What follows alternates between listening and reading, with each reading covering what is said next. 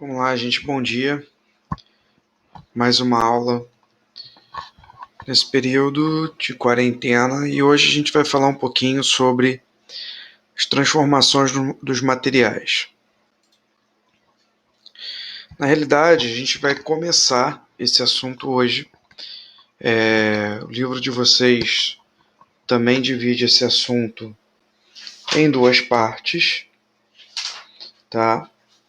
E depois nós vamos falar na próxima aula das transformações químicas. Mas hoje a gente vai falar das transformações físicas. Então, o título da nossa aula é Transformações dos Materiais, parte 1, Transformações Físicas. Então, usando a mesma figura aí do slide de introdução, a gente vai conversar um pouquinho sobre o que são transformações físicas. Né? Saiu ali meio cortado aqui no slide. Depois eu acerto para vocês. As transformações físicas, elas são transformações que não envolvem modificação das substâncias. Ou seja, a substância, quando ela sofre uma transformação física, ela não deixa de ser aquela substância, ela não perde a sua natureza química.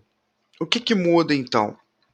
Muda é o estado de agregação dos átomos e das moléculas que compõem aquele material. Tá?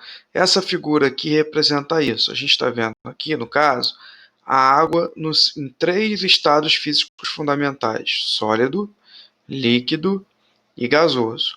Se a gente for olhar aqui, isso aqui é o esquema de como os átomos de água, as moléculas de água, melhor dizendo, elas estão agregadas em cada uma dessas situações. Né? Lembrando que a molécula de água é formada por 2 átomos de hidrogênio e 1 átomo de oxigênio. Então, no estado sólido, as moléculas de água estão bem unidas aqui. Tá? E por elas estarem bem unidas, a força da ligação dessa união mantém a água no estado sólido, né, com forma e volume definidos. Se a gente aumenta um pouquinho a temperatura, né, a energia térmica, ela aumenta a agitação, movimentação dessas moléculas. Quanto mais quente é o material, mais os seus átomos vão estar em movimento. E se a gente aumentar um pouquinho a temperatura, por conta desse movimento, as moléculas de água elas continuam unidas, mas elas ficam num estado de agregação, né? A forma da união delas é diferente. E aí nós temos o estado líquido, né? Onde a gente tem um volume definido, mas a forma não é definida devido a essa desarrumação, entre aspas, né? Do estado de agregação das moléculas devido à temperatura maior. E no caso dos gases, quando o material ele passa para o estado gasoso, essas moléculas elas ficam tão agitadas pelo aumento da energia térmica que elas se soltam umas das outras, se desprendem.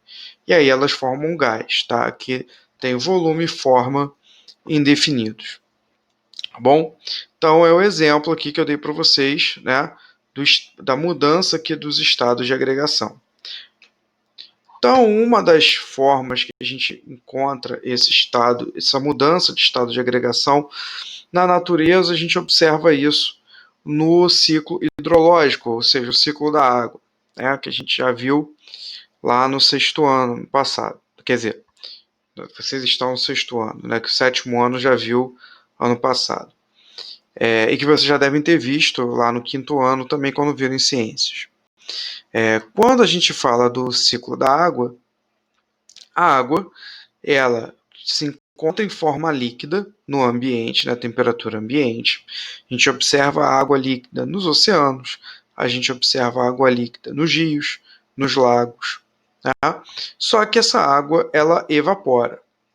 E a água dos seres vivos ela também evapora. Fenômeno que nós chamamos de evapotranspiração. A água presente nas plantas ela passa para a atmosfera por evapotranspiração e quando a gente respira também a gente solta ali um pouquinho de vapor d'água. Então, essa água em estado gasoso, ela passa para a atmosfera, onde ela se condensa, a gente vai ver daqui a pouquinho o que isso significa, passa de volta para o estado líquido, né? E quando as gotículas de água em suspensão que formam as nuvens, elas se encontram e ficam pesadas o suficiente, elas caem em forma de chuva e voltam para a superfície em forma líquida, né? Essa água volta para os rios, lagos, oceanos e também pode infiltrar no solo e ficar armazenada nos lençóis freáticos ou nos lençóis subterrâneos, tá? Conjunto de grandes lençóis freáticos a gente chama de aquífero, tá bom? Então isso é uma representação que mostra como essas mudanças de estado físico elas são importantes no ambiente. Faltou falar aqui, ó, essa aqui é uma montanha que tem neve em cima, e essa água que está no estado sólido, ela pode, com o aumento da temperatura, derreter e escoar e passar para a forma líquida também, tá bom? Então, as mudanças de estado físico da água são extremamente importantes para o ambiente. Agora a gente vai ver um pouquinho melhor o que é cada uma dessas mudanças de estado físico, usando como exemplo ainda a água. Tá bom? Só que essas mudanças de estado físico elas ocorrem com todos os materiais. A água é o nosso exemplo hoje, mas qualquer material, dependendo da sua temperatura, ele pode mudar de estado físico. Tá? Então, vamos lá. A fusão ela é o que a gente chama de derretimento. Quando alguma coisa funde, ela está derretendo. Tá? Então, é a passagem do estado sólido para o estado líquido. Né? No caso da água, o ponto de fusão ele está acima, né, de 0 graus Celsius. Então, quando a água ela fica acima de 0 graus Celsius, ela derrete e passa para o estado líquido. Professor, todos os materiais vão derreter nessa temperatura? Claro que não. Né? Se a gente olhar em volta, a gente tem vários materiais à nossa volta que estão em estado sólido. Então, por exemplo, os metais têm uma energia de ligação entre suas moléculas muito mais intensa do que a água, por exemplo. Então, para você fundir uma barra de ferro, você tem que ter uma temperatura muito mais alta do que a água, por exemplo. Tá? Na solidificação, né, um outro processo, é o que a gente chama de congelamento. Né? Então, é a passagem do estado líquido para o estado sólido. No caso da água, quando a água chega a 0 graus Celsius, ela começa a congelar e abaixo disso ela vai se apresentar no estado sólido. Tá bom? A vaporização, que é a passagem do estado líquido para o estado gasoso, a gente já discutiu bastante na última aula, né, para a gente entender, né, ali os processos de separação de misturas homogêneas. Tá? Só para lembrar vocês que a vaporização é a passagem do estado líquido para o gasoso e ela pode ocorrer de três formas. Né? É a evaporação, que é a passagem lenta, né, de um material no estado líquido para o estado gasoso, acontece ali com as moléculas que ficam na superfície em contato com o calor do sol, por exemplo. Elas vão se agitando e vão se soltando aos pouquinhos. Né? Então, uma vaporização que ocorre lentamente. A ebulição, que ocorre mais rapidamente por conta da temperatura ser mais alta, e a calefação, que é ainda mais rápida que a ebulição por conta da presença de temperaturas elevadas. A água, que é o nosso exemplo de hoje, ela entra em ebulição a 100 graus Celsius. Tá? Então ela começa a ferver a uma temperatura, né, em pressão normal ao nível do mar, a 100 graus Celsius. Tá bom? Então, se eu esquentar uma panela com água, por exemplo, quando ela atinge 100 graus, ela começa a ferver, ela começa a passar para o estado gasoso rapidamente, ela entra em ebulição.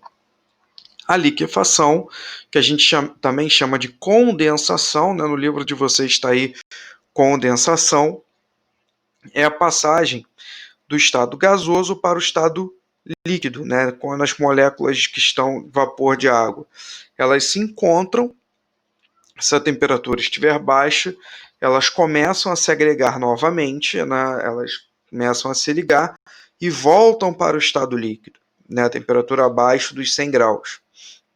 E é o que acontece, por exemplo, quando a gente tem uma superfície gelada, fria, né, por exemplo, um copo com uma substância gelada no interior, e a gente começa a observar várias gotículas de água se formando do lado de fora do recipiente.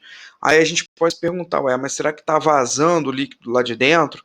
Não, essas gotículas são água que estava no estado gasoso, presente no ar, o vapor d'água que está aí, a umidade que está aí na atmosfera.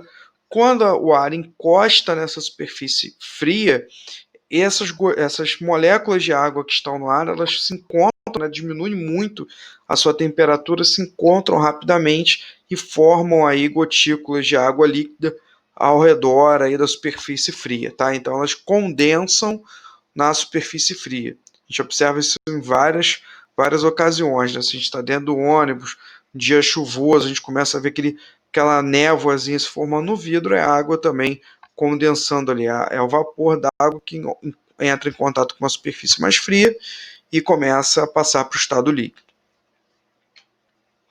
E a última passagem que a gente falou ali é a sublimação. Tá? Sublimação é uma passagem rápida do estado sólido direto para o estado gasoso, dependendo de uma variação de temperatura aí muito forte. Tá? E aí a gente muda um pouquinho o exemplo da água para falar do gelo seco. Né? A maioria de vocês aí já deve ter visto o gelo seco, que é um gelo, né, uma pedra de gelo, que ela, em contato com o ar, ela solta uma névoa muito forte, ela entra, aquele gelo ele vai derretendo e não forma líquido, ele forma só uma névoa, né, que vai ali saindo do gelo até ele terminar de sumir. Por que isso acontece? Primeiro, o gelo seco ele não é água. O gelo seco ele é gás carbônico congelado, ele é dióxido de carbono congelado, tá? O dióxido de carbono ele congela, né? Ele vai sofrer aí a sua solidificação a temperaturas muito mais baixas do que a água. A água congela, por exemplo, a 0 graus Celsius. O gás carbônico ele congela aqui, ó, a menos 78,5 graus Celsius. Então, o gelo seco ele pode conservar alguma coisa a temperaturas muito mais baixas do que o gelo de água, né? A água congelada. Tá bom? Só que como a gente encontra gás carbônico na temperatura ambiente no estado gasoso, né, no ar tem gás carbônico, quando a gente respira, a gente elimina gás carbônico pela respiração, né? Quando a gente coloca uma pedra de gelo seco, de gás carbônico congelado, na temperatura ambiente, como a variação de temperatura, por exemplo, imagina que a gente esteja hoje numa temperatura de 26 graus Celsius, né? 26 graus Celsius é muito mais quente do que menos 78,5 graus Celsius. Tá? Então, se a gente colocasse uma pedra de gelo aí em cima da mesa de vocês, ela, por conta dessa grande variação de temperatura, ela ia rapidamente passar de estado sólido para estado gasoso, né, sofrendo aí o que a gente chama de sublimação. Tá bom? Outro exemplo é o inverso. Se a gente submeter algum gás a uma temperatura muitíssimo mais baixa, sendo que essa temperatura é uma temperatura que aquela substância se encontra em estado sólido, o gás ele pode instantaneamente congelar, nem passando para o estado líquido no meio do processo. E a gente chama isso de ressublimação. Então, sublimação é a passagem do estado sólido para o gasoso, e o contrário, né, a passagem do estado gasoso direto para o estado sólido, é o que a gente chama de ressublimação. E aí a gente vai falar um pouquinho, acabou saindo aqui errado no slide, depois para o PDF eu vou consertar, tá bom? Não tinha visto, desculpem, gente. A gente vai ver alguns fatores que alteram, né, que influenciam na mudança de estado físico, tá bom? Um deles é a temperatura, como a gente já falou, tá? Quanto maior a temperatura, mais as moléculas vão se agitar e com isso elas vão se desagregar, se desarranjar, né? Não vai mudar a natureza química, mas muda o estado de união das moléculas, que muda o estado gasoso. Outro fator, melhor dizendo, é a pressão, né? Se a pressão for muito grande, ou seja, se houver uma força ali sobre aquelas moléculas muito intensa, a energia necessária para desarranjar essas moléculas vai ser maior. Então a pressão ela influencia na mudança do estado físico da matéria, tá bom? Então a gente tem aqui, por exemplo, atrás da foto do outro slide, a gente tem aqui a panela de pressão, que é o nosso exemplo, né? A panela de pressão, ela tem uma válvula aqui em cima, aquela válvula que sai a fumacinha, que ela vai controlar a pressão. Conforme a água ela vai entrando no estado gasoso lá dentro da panela, a panela de pressão ela não deixa esse vapor escapar, né, até uma determinada medida. Então ela conserva ali dentro uma pressão maior. Essa pressão maior do que o ambiente, ela faz com que a água só ferva, só entre em ebulição a cerca de 120 graus Celsius. Lembrando que na pressão normal, a água ela entra em ebulição a 100 graus Celsius, tá? E aí, o que acontece? Como a pressão está maior, fica mais difícil da água, das moléculas se desagregarem, eu preciso ter uma temperatura maior para a água entrar em ebulição e ela vai ferver a 120 graus Celsius. Qual é a vantagem disso? Por que a gente usa a panela de pressão? Porque se a água está entrando em ebulição, ela passa para o vapor numa temperatura maior do que em 100 graus, a gente consegue cozinhar os alimentos em água líquida acima de 100 graus Celsius, até 120 graus. Tá?